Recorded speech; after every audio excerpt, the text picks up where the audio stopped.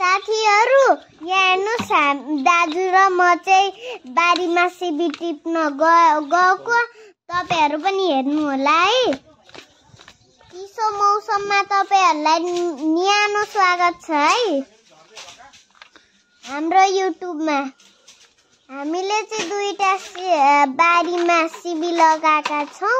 हामीले चाहिँ त्यो सिबीहरु चाहिँ टिप्दै छौं। सिमी मिठो लाग्नेले कमेन्ट गर्नु होला, सिमी मिठो नलाग्नेले लाइक गर्नु होला। दाजु र म चाहिँ यहाँपट्टि बारीमा पुगिसक्यौ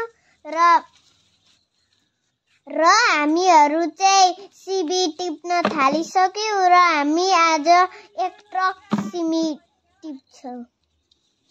हामी चाहिँ यो सिमी अलिकति थोरै खान्छौं र अरु उब्रेको जति सबै हामी एक ट्रक भन्दा धेरै बेच्छौं। यो चाहिँ हामीले टिप्ने बेलामा आको र खाने बेलामा आको। हामी चाहिँ रोप्ने बेलामा थिनौं र यो चाहिँ हजुरबुवाले रोप्नु भएको हो। सिमी चाहिँ स्वास्थ्यका लागि पनि राम्रो हो अनि हामी चाहिँ सिमी तरकारी बनाएर दाल बनाएर पनि खान्छौं। हामी चाहिँ टिप्दै छौं। हजुरआमा चाहिँ केलाउँदै हुनुहुन्छ।